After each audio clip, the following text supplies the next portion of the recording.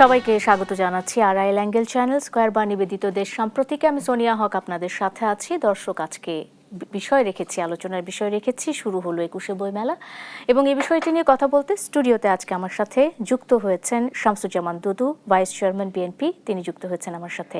আছেন অ্যাডভোকেট সুব্রত চৌধুরী, সভাপতি গণফোরাম। দুজনকে স্বাগত জানাচ্ছি এবং যেমনটা বলছিলাম আজকে আলোচনার বিষয় রেখেছি ২১শে বইমেলা শুরু হয়েছে একেবারে একটা পরিবর্তিত পরিস্থিতিতে।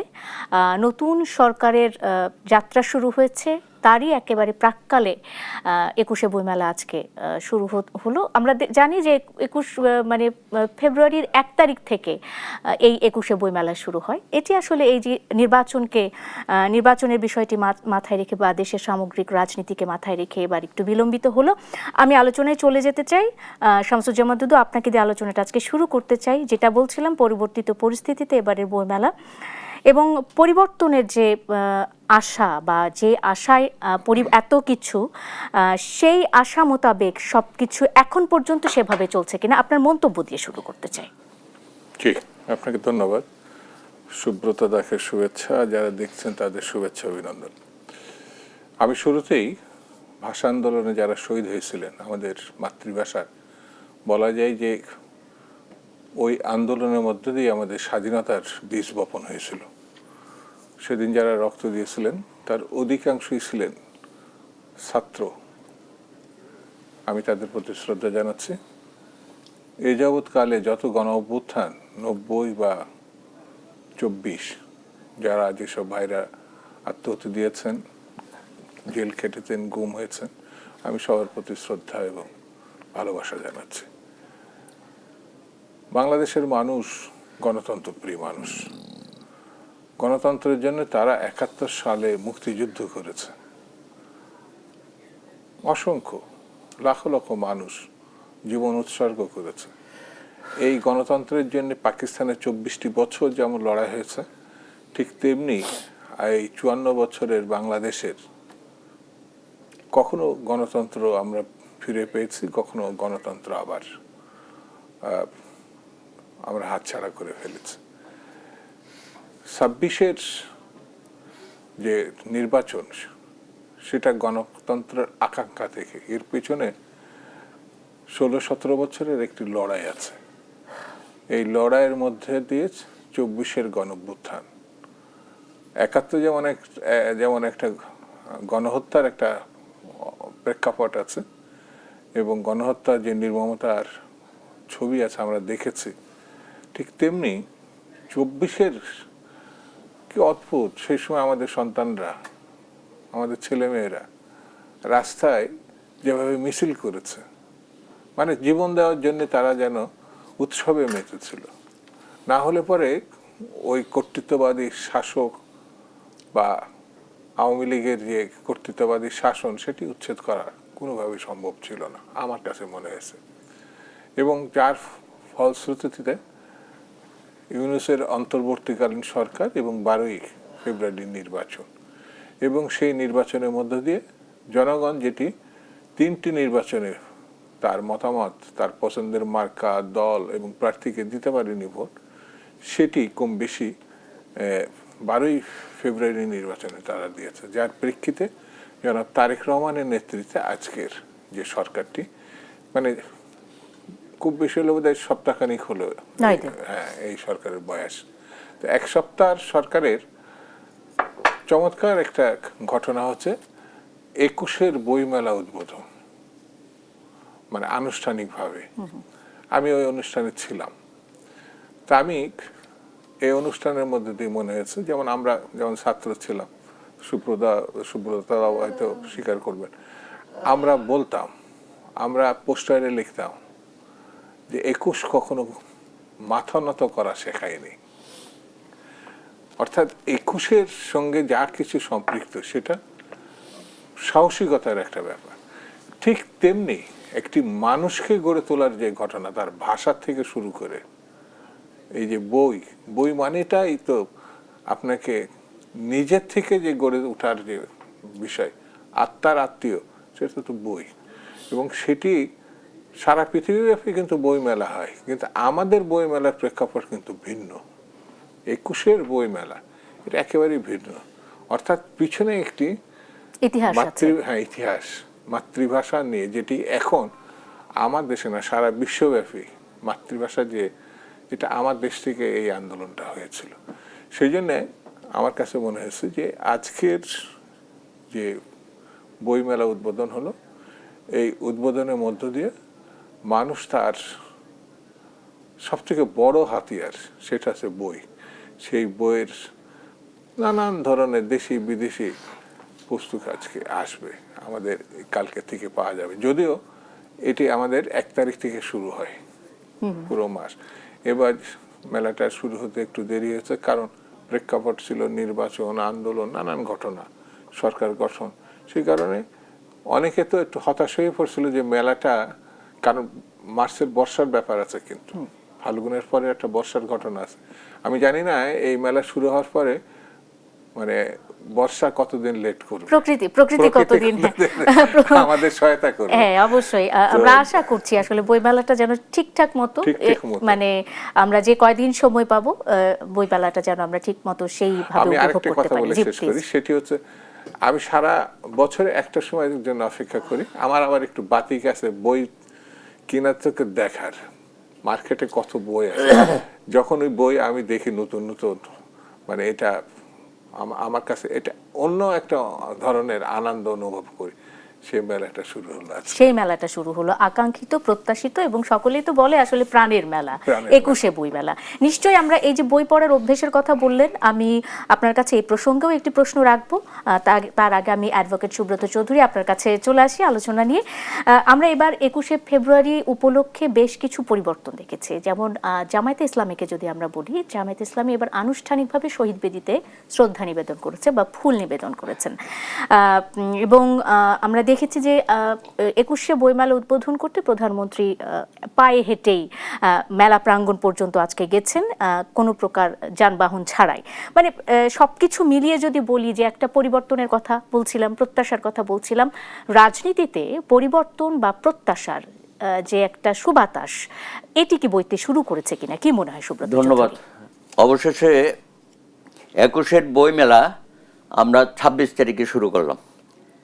আমরা নতুন প্রধানমন্ত্রী পেয়েছি, নতুন সংস্কৃতি মন্ত্রী পেয়েছি, এবং একটা নতুন সরকারের আওতায় আজকে বইমেলাটা শুরু হলো। এবং একই সাথে 21শে যারা পদক পেয়েছে তাদের ওসমানী মিলনায়তনে প্রদান করা হয়েছে, এবং বাংলা একাডেমিতে যারা বাংলা একাডেমি পুরস্কার প্রাপ্ত তাদেরকেও সম্মানিত করা হয়েছে।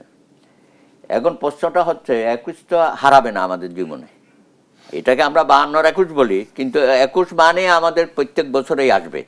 আমি এটা শুধু ফেব্রুয়ারি মাসের জন্য না, সারা বছর ব্যাপী কিন্তু আমাদের মধ্যে 21-এর চেতনা থাকবে। এটা আমার অহংকার, এটা আমার আত্মানুসন্ধান।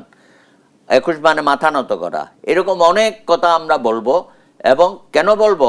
কারণ 52-র ভাষা আন্দোলনের মধ্য দিয়ে আমাদের স্বাধীনতার বীজ আমরা রোপণ করেছিলাম, যেটা বৃক্ষে পরিণত হলো 71 মহান মুক্তিযুদ্ধের মধ্য দিয়ে। এবং এই যে দীর্ঘ লড়াই সংগ্রাম, সেই 52 থেকে শুরু করে 71 পর্যন্ত ধারাবাহিকভাবে, তাই না? আমরা তো সবসময় আমাদের তরুণরা, জনগণ সবসময় রক্ত দেওয়ার জন্য প্রস্তুত ছিল। বহু আন্দোলন সংগ্রাম, এগুলোর মধ্যে ওই বারবার 21-এর চেতনাটা আমাদের মধ্যে কাজ করে। তো নানান কারণে এটা 1 ফেব্রুয়ারি শুরু হয়নি, 26 হয়েছে। ধন্যবাদ যে তারা এটা 1 মাস চালিয়ে যাবে, এটা তারা বলেছে। এবং প্রথম দিকে যারা প্রকাশক ছিল তারা কিছুটা মনক্ষুণ্ণ ছিল, আদৌ তারা করবে কিনা ইত্যাদি ইত্যাদি। শেষ পর্যন্ত 1 সপ্তাহের মধ্যেই এই সরকার কিন্তু সেটা গুছিয়েছে, সবাইকে এটাতে নিয়ে আসছে, কোনো রকমের বাদ প্রতিবাদ এটার মধ্যে হয়নি। আমি যেটা বলবো, এগুলো কিন্তু একটু রাজনীতি মুক্ত কথা। আপনি বারবার রাজনীতির কথা আনছেন। হ্যাঁ, এটা সাহিত্য, সংস্কৃতি, আমার সভ্যতা, আমার গৌরব, আমার গর্ব, এটাকে কোনো রকমের বিতর্কের মধ্যে আমাদের নিয়ে যাওয়া ঠিক হবে না। অনেক সময় আমরা দেখেছি, বিশেষ করে ওই 15-17 বছর, সেখানে এটাকে এত বেশি রাজনীতিকরণ করা হয়েছে। আমি তো, উনি বলেছেন প্রত্যেক বছর যাই, কিন্তু আমি ওদের বাড়াবাড়ির কারণে আমি কয়েক বছর যাই নাই। হ্যাঁ, এটা আমার একটা মান অভিমানও ছিল আর কি, যে এটা কি হলো। এখানে তো সকল মতের মানুষ আসবে, হ্যাঁ, বিভিন্ন চিন্তা সেখানে সম্মিলনটা ঘটবে, এগুলোকে আরো বেশি উচ্চ মার্গে নিয়ে যাওয়া দরকার। যেমন আজকে প্রধানমন্ত্রী বলেছেন যে আমরা আগামী দিনে এটাকে আন্তর্জাতিক বইমেলায় আমরা রূপান্তর করব। অসাধারণ, তাই না? পৃথিবীর বিভিন্ন দেশে তো এইসব প্রোগ্রাম হয় যেখানে আমরাও গিয়ে অংশগ্রহণ করি, তাই না? বিভিন্ন আমরা জাপানে হয়, আমি নিউ ইয়র্কে তো হয় প্রত্যেক বছরে, অন্যান্য শহরে এটা। কলকাতার বইমেলায় আমরা এবার ঠিকমতো হয়তো যোগাযোগ ছিল না, এটা আগে হয়ে গেছে, সেখানে আমরা অংশগ্রহণ করতে পারিনি। তো রাজনৈতিক কারণে আমাদের সাহিত্য সংস্কৃতিটা যেন প্রধানত না হয়, এটা আমাদের সবসময় খেয়াল রাখতে হবে। তারপরে কথা হচ্ছে ধরেন এই সেখানে যে সামগ্রিক অনুষ্ঠানমালা তৈরি করে সেগুলোর ব্যাপারে একটু বিশেষভাবে নজর দেওয়া উচিত। হ্যাঁ, কারো প্রতি কোনো ঘৃণা বিদ্বেষ, সেগুলো তো জানেন যে বর্তমান সরকার এগুলো বলেছে, আমাদের কোনো প্রতিহিংসা বা অতির বাড়াবাড়ি করা ইত্যাদি। ওখানে গিয়ে যেমন ওই সময় দেখতাম ছাত্রলীগের একটা স্টল ছিল, যুবলীগের একটা স্টল ছিল, মহিলা লীগের একটা, এগুলো কি, এগুলো তো করার কোনো দরকার নাই। হ্যাঁ, বই পুস্তক যদি থাকে সেগুলো তোমরা দাও, প্রকাশক যারা আছে তারা করো, কিন্তু আমরা অতি উৎসাহিত হয়ে এটাকে রাজনীতিকরণ করি এবং সেটা দেশের জন্য ভালো না। এবারও যেমন ধরেন বাংলা একাডেমি পুরস্কারে আমরা দেখলাম সপ্তাহখানেক আগে মোহন রায়হান বলে একজন সকলেই পরিচিত কবি, আমরা তাকে বিপ্লবী কবি হিসেবে জানি, তার নামটা ঘোষণা করা হয়েছে। আমার কথা হচ্ছে ভাই, আপনারা যারা এটা যাচাই বাছাই করেছেন তখনই আপনি না দিতেন যদি কোনো ব্যাপারে আপনার কোনো দ্বিমত থাকে। আপনার আমার ওনার লেখার মধ্যে আমার দ্বিমত থাকতে পারে, আবার সেই দ্বিমত যদি চরম আকার ধারণ করে তখন তো আপনি এই আজকে যে মোহন এটা তারা ডাকা হলো না, ফাইনালি ডাকা হলো না, এটা কিন্তু ২১-এর চেতনার সাথে কিন্তু এটা সাংঘর্ষিক। আপনি তো সবাইকে নিয়ে তো এটা করবেন, তাই না? আপনি বলেছেন না আমাদের রিকনসিলিয়েশন থাকবে, সবাইকে নিয়ে বাংলাদেশ আমরা করব, সমান অধিকারের বাংলাদেশ, সকল নাগরিকের সমান অধিকার থাকবে। তো এই আমার মনে হয় এই জায়গাটায় একটু আমাদের ভুল হয়ে গেল। আশা করি এখান থেকে তারা, কারণ আপনি তো কাউকে অপমান করতে পারেন না, আপনি আমাকে না দেন কোনো সমস্যা নাই। বা একসময় আমরা দেখেছি পাকিস্তান আমলে সরকারি কিছু উপাধি ইত্যাদি দেওয়া হতো, মনে নাই কি? পাকিস্তানে খেদমত অমুক এরকম ডজনে ডজনে পাবেন। তো শেখ হাসিনার সময় আমরা দেখতাম এই স্বাধীনতা পুরস্কার, ২১শে পুরস্কার, বাংলা একাডেমি পুরস্কার একেবারে দলীয় বলয়ের মধ্যে নিয়ে গেছে। এবার অবশ্য সেগুলো হয় নাই, না হওয়াই স্বাভাবিক, তাই না? তো ওই কারণে এগুলো ছোট করা হয়। আমরা যে বলছি ২১ আমাদের অহংকার, আমাদের গর্ব, এটা সকলে মিলে আমার এটাকে জাগ্রত রাখতে হবে, কারণ আমাদের চেতনার মধ্যে ঘুরে ঘুরে আসবে, আমরা শানিত হব। অবশ্যই ২১কে বাদ দিয়ে তো আসলে চিন্তা করা যায় না, এটা কখনো সম্ভব নয়। এটা আমাদের, আমরা তো প্রথমে করেছিলাম স্বাধিকার আন্দোলন, সেটা তো শেষ পর্যায়ে আমরা বাধ্য হলাম স্বাধীনতার আন্দোলন এবং সংগ্রাম যুদ্ধের মধ্যে আমাদের চলে গেলাম। কিন্তু এইসব ২১ ঘুরে ফিরেই আসবে, যুগে যুগে আসবে। আমাদের তো এখন প্রবীণ বয়স, যারা তরুণ আছে, আগামী দিনে বাচ্চারা, শিশুরা, এই জন্য দেখবেন যে ওই শিশুদেরও ওখানে একটা ব্যবস্থা করা আছে, বিশেষ সুবিধা সময়ের জন্য, শিশুদের স্টল যেটা। আমি আবারও আলোচনায় ফিরবো। আপনারা দুজনেই যে জায়গাতে এসে থেমেছেন সেটা হলো যে এখনকার যে প্রজন্মটি আছে সেই প্রজন্মর কাছে ভাষা কিংবা ২১ কিংবা স্বাধীনতা সবকিছু মিলিয়ে যে বার্তাটি পৌঁছানো দরকার সেটি পৌঁছাচ্ছে কিনা, এর পরের অংশে ফিরে এসে আপনাদের কাছে এই প্রশ্নগুলো থাকবে। দর্শক, একটা বিরতি নিচ্ছি। আজকের এখনকার দেশ সাম্প্রতিকে সঙ্গে থাকুন, ফির চেক করি। বিরতির পর স্বাগত আরেকবার, দেখছেন দেশ সাম্প্রতিক, নিবেদন করছে আড়াইল অ্যাঙ্গেল চ্যানেল স্কয়ার বার। আমি সোনিয়া হক আপনাদের সাথে আছি। শুরু হলো ২১শে বইমেলা, আজকে আলোচনার বিষয় রেখেছি এবং আমি আলোচনায় ফিরতে চাই। শামসুজ্জামান দুদু এবং অ্যাডভোকেট সুব্রত চৌধুরী আছেন আলোচনায়। শামসুজ্জামান দুদু, আপনি বলছিলেন যেমনটা, আপনি বই ভালোবাসেন, বইমেলায় যান, শুধু বই দেখতে যান, মানে বই দেখেও আপনি এক ধরনের স্বস্তি পান, কিন্তু যেটা বলছিলেন সুব্রত চৌধুরী এবং আমরাও খুব ভালো মতো জানি যে গত কয়েক বছরে, মানে প্রায় 20 বছরে দেশের বাংলা সাহিত্য এক ধরনের দলীয়করণ কিংবা হুমকির মধ্যে ছিল এবং বারংবার এই সাহিত্যকে এক ধরনের মানে কষ্টের মধ্যে বা হতাশার মধ্যে দিয়ে যেতে হয়েছে এবং এর ফলশ্রুতিতে দেখা গেছে এখনকার যে প্রজন্মটি তাদের মধ্যে কেউ কেউ হয় মাদকাসক্ত হয়ে পড়েছে কিংবা আরেকটি গ্রুপ আছে যারা গ্যাজেট ফ্রিক হয়ে পড়েছে। সব কিছু মিলিয়ে এদেরকে যখন এখন ঘরে বা বইমুখী করতে হচ্ছে তখন বিভিন্ন জায়গায় আমরা দেখছি যে গত কয়েকদিন ধরে পুলিশের অভিযানও চলছে। মানে এই প্রজন্মটিকে বাংলা সাহিত্য থেকে একেবারে দূরে ঠেলে দেওয়া হয়েছে। অনেকেই পুলিশের এই ভূমিকাকে হয়রানি বলছেন, পুলিশের নির্যাতন বলছেন, পুলিশের অপসারণ দাবি করছেন। আপনার প্রতিক্রিয়া একটু জানতে চাই, পরামর্শটা জানতে চাই। প্রথম কথা আপনাকে বলি, বই দেখে স্টলে ঘুরে আমাদের লিস্ট হয়, সর্বশেষ 2-3 দিনের মাথায় দেখা গেল আমি বইটা নিয়ে আসি। কিন্তু এই দেখার মধ্যে যে আনন্দ অনুভূতি, সচক্ষে স্পর্শ করা কত ধরনের বই, ওরা ওই যে প্রতিটা দোকানেই আপনার বইয়ের লিস্টটা, ওদের পুরাতন এবং নতুন কোনটা প্রকাশ হচ্ছে, এটা এইগুলো যদি আপনি সংগ্রহ করেন দেখবেন যে কত সমৃদ্ধ ইতিহাস, সাহিত্য, কবিতা, রাজনীতি, কত বিষয়ে আপনার বই প্রকাশ হচ্ছে। এই বই আজকে প্রধানমন্ত্রী জনাব তারেক রহমান সাহেব অত্যন্ত চমৎকার বক্তৃতা করছেন এই বইমেলা উদ্দেশ্যে, 21-এর পদক বিতরণের ক্ষেত্রে, বাংলা একাডেমির পদকের ক্ষেত্রে। সেই জায়গাটা হচ্ছে আমাদেরকে উৎসাহিত করতে হবে তরুণ প্রজন্মকে, শুধু বই প্রকাশ না, বইয়ের দিকে আনা। বইয়ের কিন্তু শত্রু আগে প্রকাশনার সঙ্গে যারা ছিল এর মধ্যে আমরা খুঁজতাম, কিন্তু এর বাইরে একটি ভয়াবহ শত্রু হচ্ছে সোশ্যাল মিডিয়া বলেন, মোবাইল বলেন, বা এই যে ওর ভিতর যে বুঁদ হয়ে যাওয়া, মানে বই হাতে করে পড়া আর মোবাইল হাতে করে দেখা, হাজার গুণ পার্থক্য। এই জায়গা থেকে আপনাকে কিভাবে বের করে আনা যায় সেটাও বই প্রেমী যারা আছেন, লেখক, সাহিত্যিক, বুদ্ধিজীবী, সবাইকে উৎসাহিত মানে ভূমিকা নিতে হবে। এবং তরুণ সমাজকে, যে তরুণ সমাজ ওই যে একটু আগে বললেন তারা মাদকাসক্ত হয়ে যাচ্ছে, বই এবং ক্রীড়া, সাংস্কৃতিক অনুষ্ঠান, আমার এখনো মনে আছে আমরা পদাতিক এবং ঢাকা পদাতিকের সঙ্গে যুক্ত ছিলাম, অর্থাৎ শুধু রাজনীতি না, আমরা ক্রীড়ার সঙ্গে যুক্ত ছিলাম, আমি ব্রাদার্সের সেক্রেটারিও ছিলাম। তো ছাত্র জীবনগুলোর পরবর্তী সময়ে যারা মানে কাজ করবে তারা এই জিনিসগুলো আজকে যুবকদেরকে যেমন নিয়ে আসার, মানে আপনি একটা খেলার মধ্যে যুক্ত করলে দেখবেন তার যেভাবে সময়গুলো কাটবে, সে যে সুস্থতা বোধ করবে, আমরা তো সেদিকে যাচ্ছি না, সেইভাবে উৎসাহিত করছে না।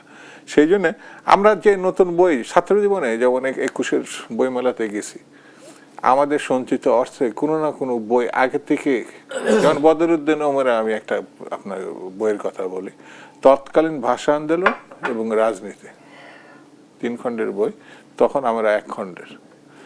এত সমৃদ্ধশালী বই আপনি পাকিস্তান এবং বাংলাদেশ পিরিয়ডে এটার মধ্যে না, ভারতবর্ষের যে রাজনীতি পুঙ্খানুপুঙ্খ প্রতিটা নাম ওর ভিতরে আপনার যুক্ত করে যে বইটা লেখা হয়েছে, সেটি কেউ হাতে না নিলে এটা বুঝতে পারবে না, এটা না পড়লে বুঝতে পারবে না। তো আমরা বলি না রাজনীতি, অনেকে এর নাম কি, ওর যেটা ভূমিকা আছে সেটাও ওখানে পাবে। আরো অনেক বই আছে, যেমন সর্দার ফজলুল করিম থেকে শুরু করে অনেক লেখক আছেন। তা আমার কাছে মনে হয়েছে যে এটি বিভিন্ন গোষ্ঠী, পেশাজীবী, সাংস্কৃতিক ফ্রন্ট, ছাত্র সংগঠন, যুব সংগঠন শুধু না, আজকে প্রধানমন্ত্রীর তারেক রহমান সাহেবের বক্তব্যে আমি উৎসাহিত হয়েছি, তিনি মনে করছেন এখানে রাষ্ট্রেরও কিছু ভূমিকা, রাষ্ট্রেরও ভূমিকা আছে। আমি আবার ফিরবো শামসুজ্জামান টুডু, রাষ্ট্র কিভাবে ভূমিকাটা পালন করতে পারে নিশ্চয়ই আপনি বলবেন বিরতির পরে এসে। আমি অ্যাডভোকেট সুব্রত চৌধুরী আপনার কাছে চলে যেতে চাই। এই যে প্রায় 20 বছরের একটা গ্যাপ এবং বাংলা সাহিত্য নানাভাবে এক ধরনের মানে বিপর্যস্ত হয়ে পড়া, তরুণ প্রজন্মকে ভাষা সাহিত্য এইসব বিষয় থেকে কিংবা ভাষা আন্দোলনের ইতিহাস থেকে একেবারে দূরে ঠেলে ফেলা এবং বাংলা সাহিত্যকে দলীয়করণ করে ফেলা। এখনকার প্রজন্ম তো এর এক ধরনের ক্ষতিপূরণ দিচ্ছে, কি মনে না না, হয় আমি আপনার? যেটা বলেছিলাম, সাহিত্য সংস্কৃতি এগুলো যদি দলবাজির মধ্যে চলে যায় কোনোদিনই আমরা এগোতে পারবো না। এগুলোকে ফ্রি করে দেওয়া হবে। মুক্ত চিন্তার বাংলাদেশ তো আমরা চাচ্ছি, তাই না? এটা আমাদের অঙ্গীকার। আপনি দেখেন গত কয় বছরে আমরা সেরকম কোনো কবি সামনে আসছে, কোনো লেখক, কোনো সাহিত্যিক, শামসুর রহমান, বেলাল চৌধুরী, এরা তো এখন প্রয়াত, বা আশেপাশেও যারা ছিল অনেকেই তো লেখালেখি করছে না। তা এখন নতুন করে যে তৈরি হবে সেই জিনিসটা তো তাদের মধ্যে আনতে হবে। এটা আমার অস্তিত্বের প্রশ্ন, তাই না? এখন এগুলো যদি আমরা ডেভেলপ করতে না পারি তো জাতি তো সংকটে পড়বে। উপায় কি? হ্যাঁ? মানে সমস্যা উপায় হচ্ছে সমস্যার বেশি সমাধান। বেশি চর্চা করা। আগেকার দিনে আপনি গ্রামে তো ক্লাব ছিল, বিভিন্ন সাংস্কৃতিক সংগঠন ছিল, ক্রীড়া সংগঠন ছিল, ছিল না? এগুলো কি এখন আছে? এমনকি এই যে যাত্রাপালাটা হইতো, কি উৎসাহ উদ্দীপনা নিয়ে জনগণের মধ্যে এগুলো ছিল, উদ্ভাবনী শক্তি আমরা দেখেছি। মানিকগঞ্জে তো একটা প্রসিদ্ধ এলাকা, তারপরে আপনার এই ব্রাহ্মণবাড়িয়া, সেই কালচারাল গ্রামীণ সংস্কৃতি তো আমরা তৈরি করতে পারছি না। কারণ হচ্ছে আমরা সেটাকে নিয়ে অগ্রসর হতে পারি না। আমরা মুখে বলি উদার, মুক্তমন, এসব কথা বলি, কিন্তু সেভাবে আমরা করিও না। স্কুল কলেজে সেই ধরনের ব্যবস্থা এখন নাই। আগেকার দিনে তো প্রায় সারা বছরেই এইসব কর্মকাণ্ডের মধ্যে ছিল। এই যে টিএসসি তৈরি করা হয়েছে, ওনারা তো এখানে চর্চা হইতো সব, এখানে বিভিন্ন রকমের গ্রুপ ছিল। সেই গ্রুপগুলো কোথায়? ডজনে ডজনে গ্রুপ ছিল। কবিতা আবৃত্তিতে একটা ওরা বাৎসরিক একটা প্রোগ্রাম করে, কবিতা পরিষদ, সেটাও দলীয়করণ করেছে। সাংস্কৃতিক জোট একটা ছিল, দলীয়করণ করেছে। এগুলো অস্তিত্বহীন করে ফেলেছে। কিন্তু আমরা চাচ্ছি যে এটা আবার নতুন করে আমাদেরকে শুরু করতে হবে। নতুন করে শুরু হোক। অবশ্যই ভূমিকা এবং রাষ্ট্রের যে ভূমিকা রয়েছে কিংবা পরিবারের কিছু ভূমিকা রয়েছে, শিক্ষা প্রতিষ্ঠানগুলোর ভূমিকা রয়েছে, নিশ্চয়ই বিরতির পর এসে আপনাদের কাছে জানবো। দর্শক, দেশ সাম্প্রতিক আরেকটা বিরতি নিয়ে ফিরছি, সঙ্গে থাকুন। বিরতির পর স্বাগত আরেকবার। দেখছেন দেশ সাম্প্রতিক, নিবেদন করছে আড়াইল অ্যাঙ্গেল চ্যানেল স্কয়ার বার। আমি সোনিয়া হক আপনাদের সাথে আছি। শুরু হলো 21শে বইমেলা। আজকে আলোচনার বিষয়, আলোচনায় চলে যেতে চাই। শামসুজ্জামান দুদু, আপনার কাছে শুরুতেই আসতে চাই, কারণ একটি প্রশ্ন ছিল, সেটি হলো যে বাংলা ভাষার যে বা বাংলা সাহিত্যের যে শক্তিশালী একটা ইতিহাস আছে কিংবা একটা ত্যাগের ইতিহাস আছে, এটিকে বর্তমান প্রজন্ম কিংবা তারও পরবর্তী প্রজন্মের কাছে যদি পৌঁছে দিতে, যেহেতু একটা বিশাল গ্যাপ তৈরি হয়েছে, একটা সংকট তৈরি হয়েছে, পৌঁছে দেওয়ার ক্ষেত্রে রাষ্ট্রের দায়িত্ব রয়েছে, শিক্ষা প্রতিষ্ঠানগুলোর দায়িত্ব রয়েছে এবং সর্বোপরি পরিবারেরও এক ধরনের দায়িত্ব রয়েছে। আপনার কাছে জানতে চাই কিভাবে সেই ভূমিকাগুলো পালন করা যেতে পারে। প্রথম কথা বলি, আমার কাছে মনে হয়েছে বাংলা ভাষাকে সমৃদ্ধশালী করার জন্য এমন কোনো সরকার নেই যে প্রতিশ্রুতি দেয় নাই। সবাই কিন্তু এই প্রতিশ্রুতি ছিল সর্বস্তরে বাংলা ভাষা তারা চালু করবে। তো বাংলা ভাষা চালু করার মুখ্য বিষয় হচ্ছে আমাদের যে বইগুলো বিদেশি ভাষায় আছে কিন্তু খুবই প্রয়োজনীয়, বিশেষত পাঠ্য বইয়ের ক্ষেত্রে, সেগুলো মানে অনুবাদ গ্রন্থের যদি রূপান্তরিত করতে হয় তো ওইটা অনেক ক্ষেত্রে লাভজনক নাও হতে পারে। তো বেসরকারি ক্ষেত্রে যারা ব্যবসাদার তারা এইখানে ভূমিকা নাও নিতে পারে, যেহেতু তারা তো এক ধরনের ব্যবসা পথে বসবে না। সেই ক্ষেত্রে রাষ্ট্র যদি এই বেসরকারি যারা ব্যবসায়ী, এই পুস্তক ব্যবসায়ী বা অনুবাদ প্রক্রিয়ায় থাকে, তার সঙ্গে সহযোগিতায় আসে, তাহলে পরে এটা সহজতর এবং গতিশীল একটি অবস্থার দিকে যায়, এটা আমার কাছে মনে হয়। এছাড়াও যেমন আমরা সরকারের বিভিন্ন স্কুল কলেজের পাঠ্যপুস্তকের যেসব বই বিভিন্নভাবে আমরা করছি, কিন্তু অনেক গুরুত্বপূর্ণ বই আছে যেগুলো পাঠ্যপুস্তকে নয়, কিন্তু রেফারেন্স হিসাবে বিভিন্ন সেক্টর, ইউনিভার্সিটি থেকে একেবারে কলেজ পর্যন্ত বা আরও নিম্ন শ্রেণী, সেই ক্ষেত্রেও বিশেষজ্ঞ কমিটির মধ্য দিয়ে, মানে আমি যেটা আগে বললাম, ওই জায়গাটা যেতে হবে। যেমন আধুনিক সাহিত্য এক ধরনের, কিন্তু আমি যে মেডিকেল সায়েন্সের বিষয় ধরি, আমি যদি বুয়েটের ব্যাপার ধরি, আমি যদি সাধারণ ঢাকা বিশ্ববিদ্যালয়ের সঙ্গে বা রাজশাহী বিশ্ববিদ্যালয়, অন্যান্য বিশ্ববিদ্যালয়ের যেসব, সেই সব ক্ষেত্রেও সরকার যদি বিভিন্ন শিক্ষক বা মানে শিক্ষক মণ্ডলীদের বিশেষজ্ঞ কমিটি করে কিভাবে সহযোগিতা নেওয়া যায় বা দেওয়া যায় সরকারের পক্ষ থেকে, সেটি বিবেচনায় এটা রাখবে। বিবেচনায় নিতে হবে। অসংখ্য ধন্যবাদ শামসুজ্জামান দুদু। সময় যেহেতু একেবারে কম, ওই প্রশ্নটি অ্যাডভোকেট সুব্রত চৌধুরী আপনার কাছে, রাষ্ট্রের ভূমিকা কিভাবে পালন করবে রাষ্ট্র? না, রাষ্ট্র তো এটাকে তো প্রমোট করতে হবে। আমাদের ছেলে মেয়েদেরকে, তারা তো অঙ্কুর থেকে বড় হচ্ছে, গাছকে যেমন পরিচর্যা করতে হয় সেইভাবে আমাদের ছেলে মেয়েগুলোকে তৈরি করতে হবে, তাদেরকে আবার সাহিত্য সংস্কৃতির মধ্যে নিয়ে যেতে হবে। এবং এগুলো শুধু যে আপনি অন্যান্য শিক্ষায় উচ্চশিক্ষিত হলো সেখানেও তো চর্চা করার বিষয় আছে না। আপনি বড় বিজ্ঞানী পাবেন কোথায়? একজন ভালো লিটারেচার তো আমরা চর্চা করছি না। ইংরেজি সাহিত্যে সিরাজুল ইসলাম চৌধুরী, উনি কি বাংলা সাহিত্যের উনার দখল নেই? বা আরেকজন যদি বাংলা সাহিত্যের হয় তারও তো আবার আরেকটা সাবজেক্ট আছে। এগুলো অতীতে আমরা দেখেছি, কিন্তু দুর্ভাগ্য তো আমি যেটা বিরাট একটা গ্যাপ হয়ে গেছে এই তরুণ সমাজ এখান থেকে যে বিমুখতা, আমি কিছুটা বলি যে আমাদের এইসব চর্চার কারণে আমাদের ছেলে মেয়েরা এখন এই সাহিত্য সংস্কৃতির দিকে মনোযোগ নেই। এইটা না হলে পরে আমরা একটা সুস্থ জাতি গঠন করতে পারবো না। অবশ্যই এটা অবশ্যম্ভাবী। নিশ্চয়ই আমরা এই প্রত্যাশায় থাকবে যে আমাদের পরবর্তী প্রজন্ম এবং বর্তমান প্রজন্ম যারা আছে তারা সাহিত্য, বাংলা সাহিত্য সম্পর্কে আরো বেশি যত্নশীল হবে। আজকের মতো আপনাদের দুজনকে ধন্যবাদ জানিয়ে শেষ করতে চাই দেশ সাম্প্রতিক। সবাইকে ধন্যবাদ সাথে থাকার জন্য। শুভরাত্রি।